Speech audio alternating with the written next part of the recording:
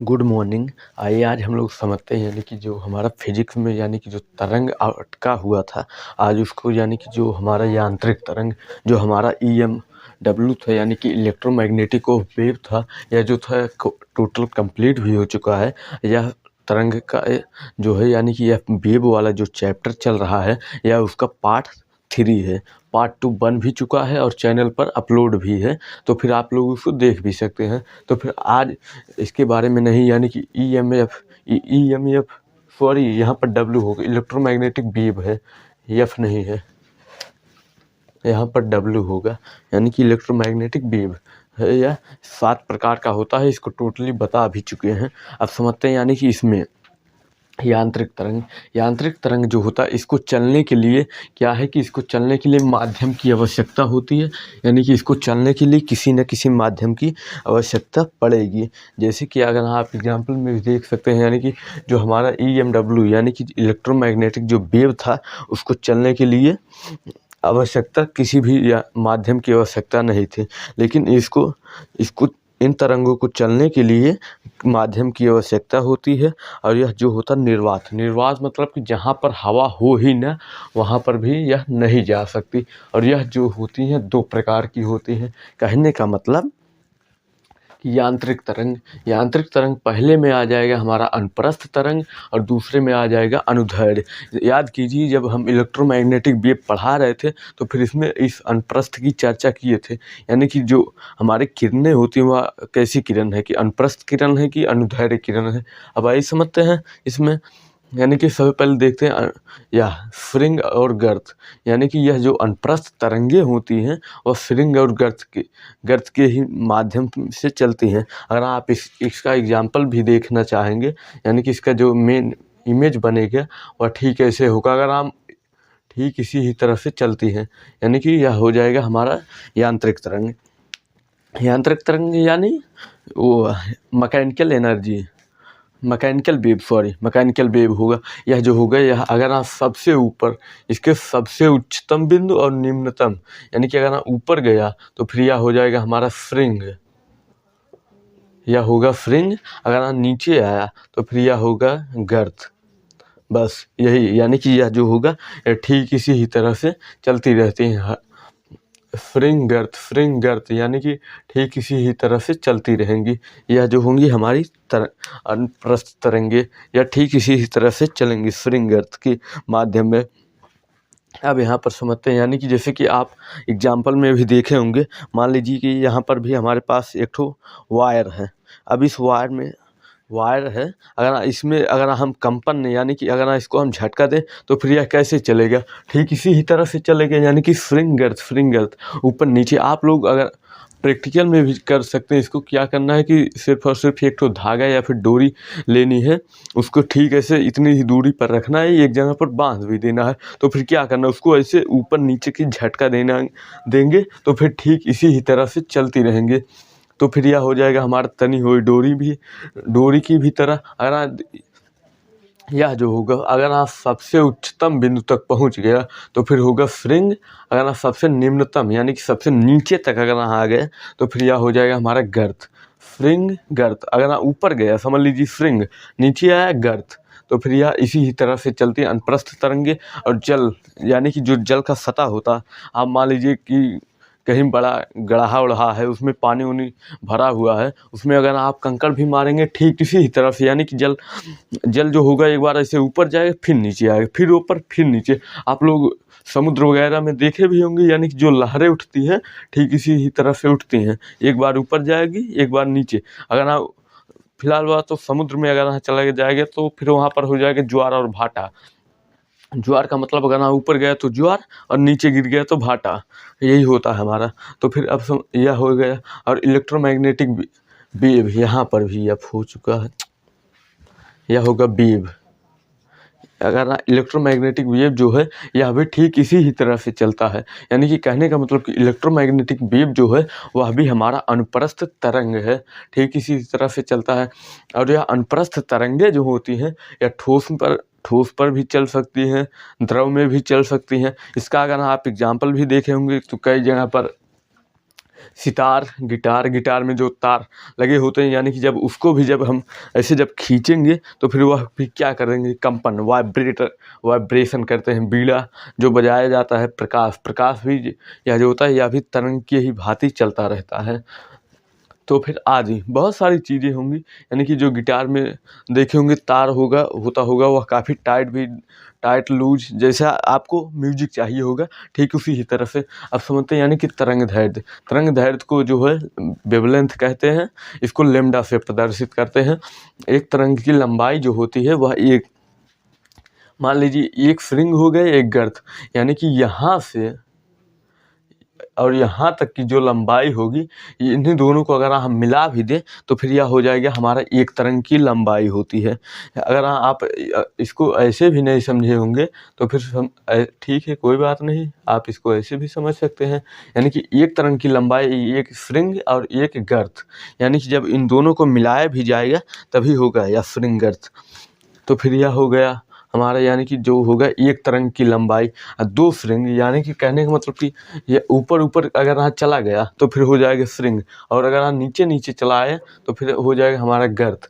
यानी कि यह हो जाएगा, यह भी होगा हमारा स्ट्रिंग, यह होगा गर्त, यह होगा स्ट्रिंग गर्त, स्ट्रिंग गर्त। यानी कि यह जहाँ तक वेव जाएगी काफ़ी अनंत तक जाती है। ऐसी बात नहीं है कि हाँ हम जहाँ तक लिखे हैं वहीं तक ही लिखेंगे। यह हो जाएगा स्ट्रिंग गर्त।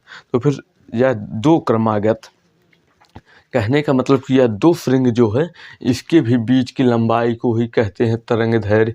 यानी कि एक स्ट्रिंग और एक स्ट्रिंग यहाँ से यहाँ तक की भी यह हो जाएगा हमारा स्ट्रिंग, यह भी हो जाएगा लैम्डा। यानी कि यह भी हो जाएगा हमारा दो क्रमागत स्ट्रिंग को भी हम इससे यानी कि लैम्डा से प्रदर्शित करते हैं। यानी कि स्ट्रिंग जो भी होता है वह हो जाएगा हमारा दो स्ट्रिंग।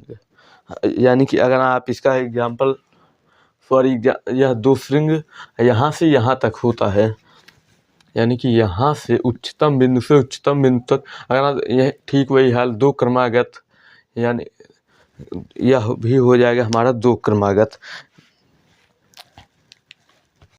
कहने का मतलब कि अगर हम दो क्रमागत के बीच की दूरी को भी देखा जाए तो फिर यह भी होता हमारा तरंग दैर्ध्य ही होता है। यानी कि यह हो जाएगा हमारा तरंग दैर्ध्य। दो क्रमागत स्ट्रिंग के बीच की दूरी को भी अगर हम कह भी सकते हैं, यह भी होगा हमारा तरंग दैर्ध्य। और दो गर्त के बीच की भी दूरी को तरंग दैर्ध्य कह भी सकते हैं। अगर ऐसे पर अगर अभी लग रहा है कि तो फिर एक स्ट्रिंग एक गर्त जब इसको मिला देंगे तो फिर क्या यह बन जाएगा, यह एक पूरा राउंड बन जाएगा, यानी कि राउंड शेप एक साइकिल की तरह बन जाएगा। तो फिर यह होगा हमारा स्ट्रिंग गर्त, यानी कि वेवलेंथ जो था यह समाप्त। अब देखते हैं यानी कि तरंग दैर्ध्य जो होता है, यानी कि वह हो जाएगा हमारा, अगर एक तरंग दैर्ध्य है तो फिर यानी कि एक बार स्ट्रिंग पर जाएगा तो फिर दूसरी बार गर्त, यह हो जाएगा यह टोटली हमारा एक तरंग।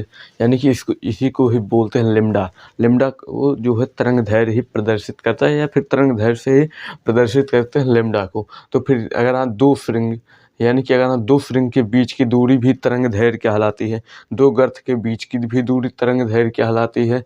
कहने का मतलब कि यह एक स्ट्रिंग और एक गर्त दोनों मिलाकर के ही लैम्डा, यानी कि इसी को ही बना देते हैं, एक तरंग बना देता है। कहने का मतलब कि अगर है यह मान लीजिए ठीक आधा तरंग, कहने का मतलब जहाँ से शुरू हुआ जिस बिंदु से उसी भी बिंदु पर फिर आकर के गिर जा रहा है या फिर मिल जा रहा है, वही हो जा रहा है। कहने का मतलब आधा, फिर यह क्या हो रहा है, फिर गर्त में जा रहा है, गर्त से फिर यहीं पर आकर के फिर रुक भी जा रहा है। तो फिर कहने का मतलब कि यह जो हो जाएगा यह होगा हमारा एक तरंग यह हो जो भी होगा यह हो जाएगा हमारा टोटली कंप्लीट एक तरंग। और यह जो भी होगा यह भी होगा तरंग। इसी को भी तरंग दैर्ध्य बोलते हैं, इसी को भी, यानी कि तीनों जो हैं आपस में मिलते जुलते हैं। अब समझते हैं यानी कि अनुदैर्ध्य तरंग जो होता है यह कंपन के ही कारण गति में बदल भी जाता है। मान लीजिए जैसे कि हम अभी बोल रहे हैं तो फिर यह क्या है, ध्वनि जो होती है अनुदैर्ध्य तरंग होती है। अनुदैर्ध्य यानी कि अभी हम बोल रहे हैं तो फिर यह क्या कर रहा है, कंपन हो रहा है। कंपन के कारण क्या कर रहा है कि यह गति में बदल जा रहा है। कहने का मतलब कि मेरी जो ध्वनि है वह धीरे धीरे आगे तक बढ़ भी रही है। तो फिर यह हो जाता हमारा अनुदैर्ध्य तरंग। और यह संपीड़न और विरलन वैज्ञानिक थे, इन्हीं के ही सिद्धांत पर काम भी करता है। यह ध्वनि तरंग और खुला हुआ स्वर, जैसे कि बहुत सारे लोगों का जो स्वर होता है, यानी कि जो उनके बोलने की जो क्षमता होती है वह खुल चुकी होती है, जिस कारण से वह काफ़ी इसमें से कई सारी चीज़ों को बजा भी लेते हैं, कई सारी चीज़ों को कर भी सकते हैं। जैसे कि शहनाई, शादी वगैरह में देखे भी होंगे, बड़ा सा ऐसे चोंगा टाइप का रहता है, यानी कि उसमें ऐसे पतले पतले से कई जगह से मुड़ा मड़ा रहता है, आगे जाकर के ऐसे धोधड़ टाइप का चोंगे की जैसा हो ही जाता है, तो वह होता है शहनाई। या सभी के बस की बात नहीं है बजाना, जिनका स्वर खुला है सिर्फ और सिर्फ वही बजा सकते हैं। बाँसुरी तो फिलहाल अब बहुत ही मॉडिफाई हो भी चुकी है, यानी कि कहने का मतलब अब बाँसुरी तो कोई भी तबला, ढोल, डीजे, हारमोनियम, बीन भी आज भी बहुत सारे लोग ऐसे हैं जो नहीं बजा सकते। क्यों? क्योंकि उनका स्वर जो है खुला नहीं, ध्वनि तरंग। और भी हैं इसका एग्जाम्पल, यानी कि कहने का मतलब कि जो हमारा साउंड, यानी कि जो ध्वनि होता है, ध्वनि क्या है? एक प्रकार की तरंग है और एक प्रकार की ऊर्जा। कहने का मतलब कि एक प्रकार की जो तरंगे होती हैं, यानी कि जो साउंड वेव होता है वह भी एक प्रकार की ऊर्जा ही है। जो कहने का मतलब कि जो कहीं ना कहीं से हमारे शरीर से निकलती रहती है, वह भी क्या है? ऊर्जा है। ध्वनि एक प्रकार की ऊर्जा है। जो कण कंपन करते हैं वही होता है, यानी कि जिनके कारण कंपन होता रहता है। कहने का मतलब कि जो कण कंपन करते रहते हैं उन्हीं के ही कारण उत्पन्न होता हमारा यह साउंड, यानी कि ध्वनि उन्हीं के कारण उत्पन्न होता है। यानी कि साउंड वेव जो होता है या हवा में, अगर हम मान लीजिए अभी हम क्या हैं, अभी हम वायुमंडल, यानी कि जो अभी जो है हम इस रूम में हैं, तो फिर यहाँ पर क्या है? हवा भरी हुई है, आ भी रही जा भी रही है मेरे सांसों द्वारा, तो फिर यह हो जाता है, यानी कि अगर हम हवा में हैं तो फिर यह हो जाएगा साउंड वेव। हवा में जो होगा यह अनुदैर्ध्य होगा। अगर आप ठोस में भी जा रहा है तो फिर यह हो जाएगा हमारा अनुप्रस्थ तरंग। अनुदैर्ध्य तरंग जो होता है यह कहने का मतलब कि जैसे कि हम बोले तो फिर यह क्या करेगा? तुरंत ही गति करने लगेगा, यानी कि यह दौड़ जाएगा, यह हो जाएगा हमारा अनुदैर्ध्य तरंग। और जो ठोस द्रव में भी जो चलता है उसी को ही कहते हैं हम अनुप्रस्थ तरंग। अब आइए समझते हैं इसके आगे। ध्वनि यह जो होती है यह अनुदैर्ध्य तरंग है। तो फिर आपके हो सकता है कि एग्जाम में 1 नंबर में यह पूछ ले कि ध्वनि कैसी तरंग है, अनुदैर्ध्य तरंग है या फिर अनुप्रस्थ तरंग है। देखिए जो हमारा यह तरंग वाला जो टॉपिक था वह समाप्त हो चुका है। अब आ जाता है यानी कि ध्वनि तरंग। यांत्रिक तरंग जो था वह लगभग समाप्त ही हो चुका है, यानी कि अब इसमें ध्वनि आ जाता है। साउंड भी एक तरह का तरंग ही है, यानी कि इसको भी हमको तरंगे में ही पढ़ना है, तरंग वाले टॉपिक में है। तो फिर अब इसको समझेंगे नेक्स्ट पार्ट।